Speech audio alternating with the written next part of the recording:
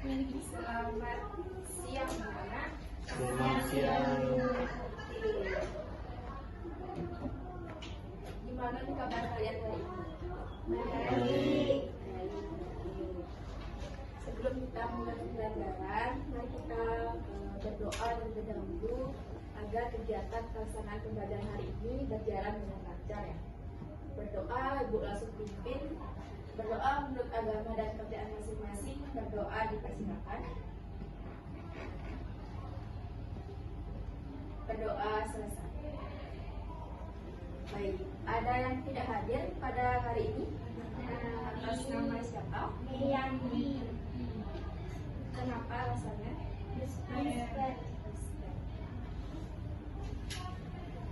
Oke, mungkin bisa dibuka dulu LKS kalian sebelum mulai pelajaran pada hari ini ya.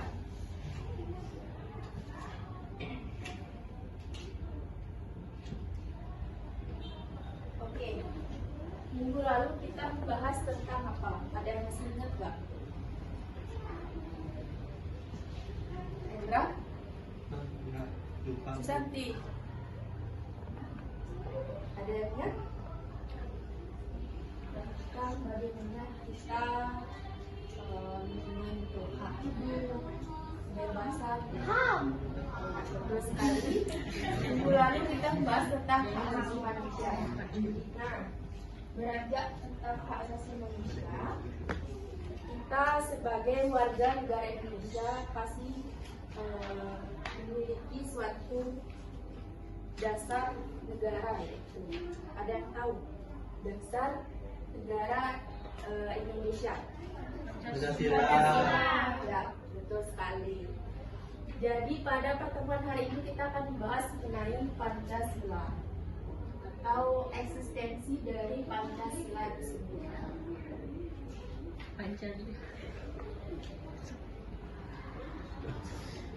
Nah, sebelum beranjak pada pembahasan, ada yang tahu nggak apa itu pengertian dari Pancasila?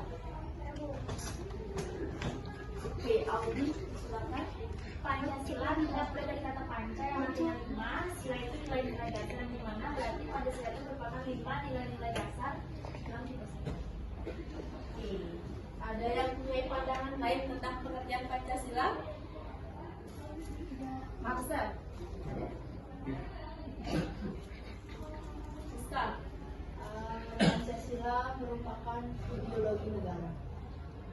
Oke. Dari jawaban Audi dan Siska tadi sudah sangat tepat.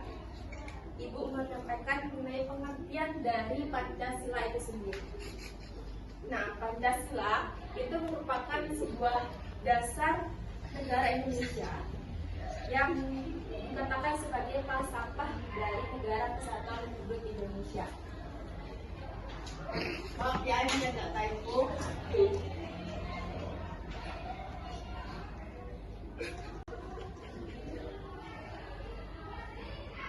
Oke.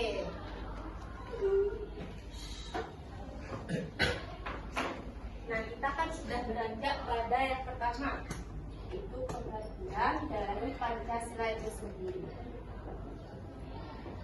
Dimana yang dikatakan Audi dan Siska sudah tepat. Jadi Pancasila itu merupakan dasar dari negara Indonesia.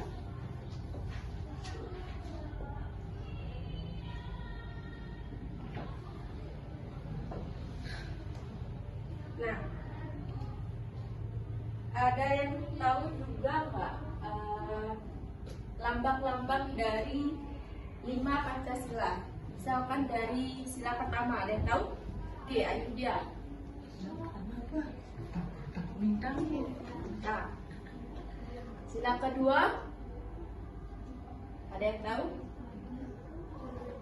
Oke, Hendra. Rantai.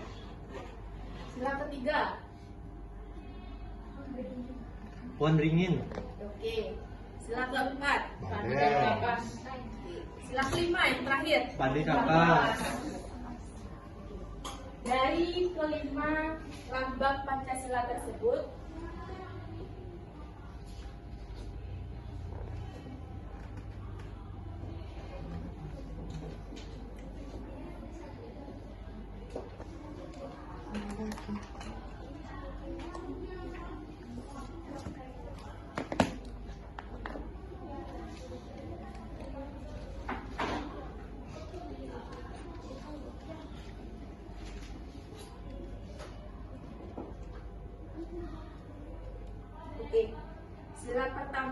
kan dilambangkan dengan bintang.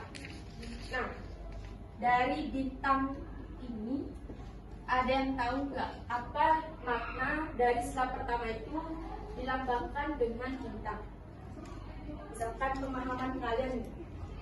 Oke, Augie. Menurut saya nih ya, bintang itu kan ada 5 nih, ujung-ujungnya itu menandakan ada 5 negara dalam ada 5 agama dalam satu negara. Ada yang lain? Susanti? Kalau saya sih lebih sederhana, itu pengetahuan kepercayaan. Kepercayaan. Jawaban Augie dan Susanti sudah sangat tepat.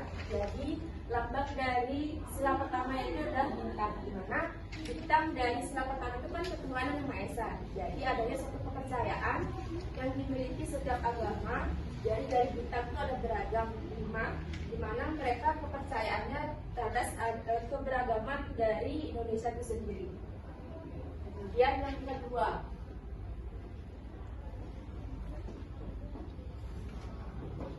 sila kedua itu dilambangkan oleh rantai. Ada yang tahu makna dari mengapa rantai tersebut dilambangkan pada sila kedua? Sila kedua itu kan mengarahkan pada kemanusiaan yang adil dan beradab. Oke, Susanti? Mungkin dari filosofi rantai itu kan dia itu bentuknya bulat itu dan ada penguncinya itu ya, itu merupakan lambang hubungan kita sesama manusia dengan lingkungan juga yang juga harus saling menghormati. Itu sih rantainya. Oke, baik. Jawaban Susanti sudah sangat tepat. Mungkin beri tepuk tangan dulu atas temannya. Dari sila kedua yaitu kemanusiaan yang adil dan beradab, yang dilambangkan dengan rantai. Jadi mereka itu dengan adanya keberagaman kita harus tetap melaksanakan yang namanya adil terhadap sesama. Misalkan tidak boleh tidak agama orang lain. Kita harus adil terhadap sesuatu yang kita perbuat. Oke, lanjut yang ketiga yaitu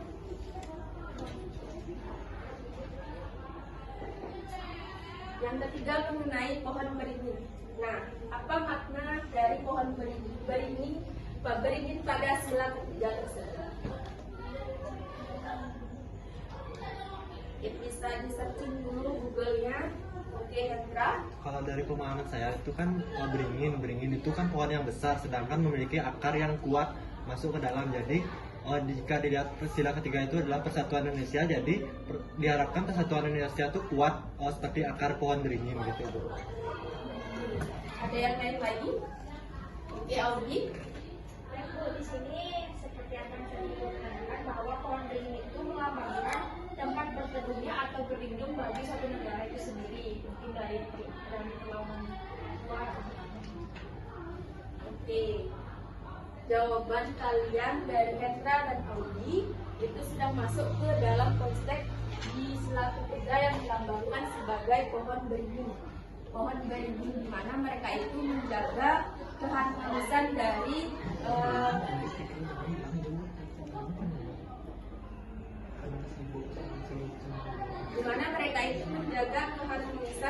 adanya persatuan Indonesia atau menjaga dari tindak-tindakan luar seperti adanya peperangan.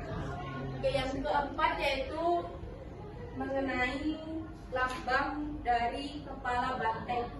Ada yang tahu makna dari sila keempat itu dilambangkan sebagai kepala banteng?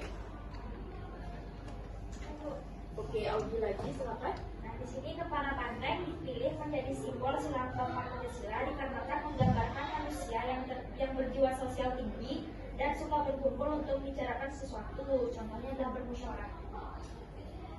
Ada yang lain lagi? Tidak ada ya? Oke, Susanti. Kalau dari pengalaman saya kan disimpulkan ke kepala banteng. Oke, jawaban kalian dari Hendra dan Augie itu sudah masuk ke dalam konteks di sila ketiga yang dilambangkan sebagai pohon beringin. pohon beringin, di mana mereka itu menjaga keharmonisan dari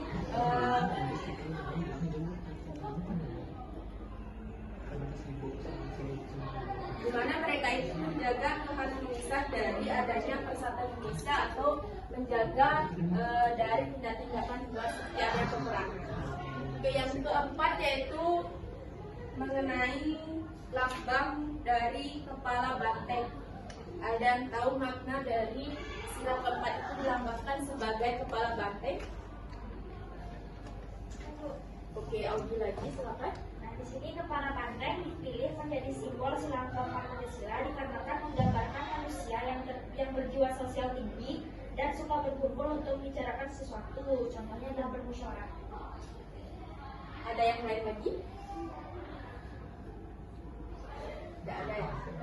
Oke, Susanti. Kalau dari pengalaman saya kan disebutkan ada kepala banteng. Nah, itu melambangkan komitmen dari seseorang dan juga dia itu harus menghargai pendapat dari orang lain. Kan kalau umpamanya kita ini sebagai kepala nggak boleh kita itu menghendaki diri kita untuk ini pendapat kita pada satu hal itu tanpa memperhatikan pendapat dari orang lain. Oke, benar sekali apa yang dikatakan Audi dan Susanti, di mana dari lambang sila keempat yang merupakan kerakyatan yang dipimpin oleh 5 kebijaksanaan dalam permusyawaratan dan perwakilan. Jadi dengan adanya lambang dari kepala banteng itu kita tidak bisa dengan amarah kita itu. Jadi kita harus mengutamakan adanya musyawarah.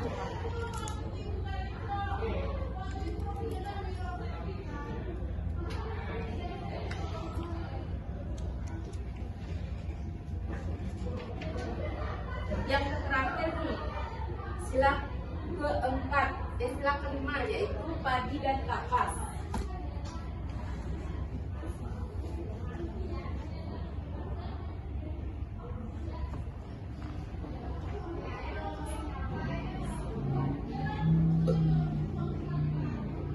Apa makna dari lambang padi dan kapas pada sila kelima? Di mana sila kelima itu kan terbukti tentang keadilan sosial dari seluruh rakyat Indonesia. Ada yang tahu? Kemakmuran, Apa, Hendra? kemakmuran, kesejahteraan. Oke, kemakmuran. Ada yang lain lagi? Simbol pangan dan sandang.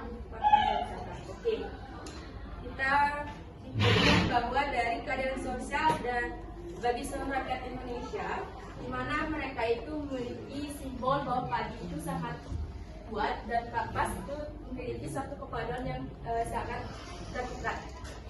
Jadi dengan adanya padi dan kapas, mereka memiliki kesadaran bahwa adanya suatu kepekaan sosial dan bersikap adil. Nah, dari pemaparan pengertian dan 5 lambang Pancasila serta hal tersebut, Ibu ingin bertanya, kapan sih lahirnya Pancasila tersebut? 1 Juni. 1 Juni.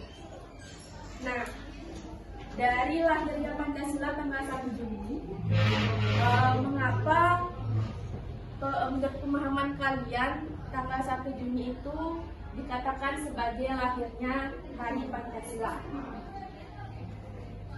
Oke, ayo dia silakan.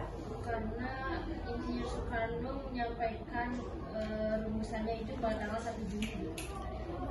Oke, ada yang lain lagi? Bisa? Oke, ada yang lain atau tidak? Oke, Ibu rumuskan dari jawaban Ayu Widya itu sudah sangat tepat, namun ada kurang sedikit dari kata-katanya, di mana Insinyur Soekarno itu kan merumuskan tentang gagasan mengenai terkait dasar negara Indonesia, itu adalah Pancasila. Jadi Pancasila itu mengapa dikatakan sebagai lahir pada tanggal 1 Juni, karena mereka Insinyur Soekarno itu menyampaikan gagasan mereka pada saat proklamasi mengenai dasar negara Indonesia, itu adalah Pancasila. Nah, sebelum lanjut pada akhir pembelajaran, Ibu pengen bertanya mengenai salah satu saja makna dari Pancasila dalam kehidupan sehari-hari. Mungkin bisa dilihat dari sila pertama sampai sila kelima. Ada yang tahu? Oke, Audi. Pancasila dalam kehidupan sehari-hari itu bisa dijadikan pedoman dalam masyarakat ibu. Contohnya kayak ketuhanan yang Maha Esa yang pertama, yaitu saling menghargai agama yang misalnya beribadah, kayak contohnya Islam yang ada ibadah di masjid. Ada yang lain? Oke, Ayudia. Mungkin menurut saya itu saling menghargai dan menghormati antara sesama agama, Bu. Oke, terima kasih ya kepada Audi dan Ayudia. Beri aplaus untuk pertanyaan mereka. Nah, dari makna Pancasila dalam kehidupan sehari-hari, benar yang dikatakan Audi dan Ayudia, yang salah satunya sila pertama yaitu ketuhanan yang Maha Esa, di mana kita sebagai warga negara yang baik dengan adanya keberagaman agama yang berbeda, agama Islam, Kristen, Hindu, kita harus saling menghormati antara satu dengan lain. Mungkin dari sila kedua dan sila kelima sampai kelima bisa cari tugas untuk kalian di rumah, cari ya contoh dari makna nilai-nilai tersebut. Mungkin sekian pemaparan materi Ibu pada hari ini. Ibu tutup dengan nyatakan Santi. Om Santi, Santi, Santi. Terima kasih semuanya. Nanti Ibu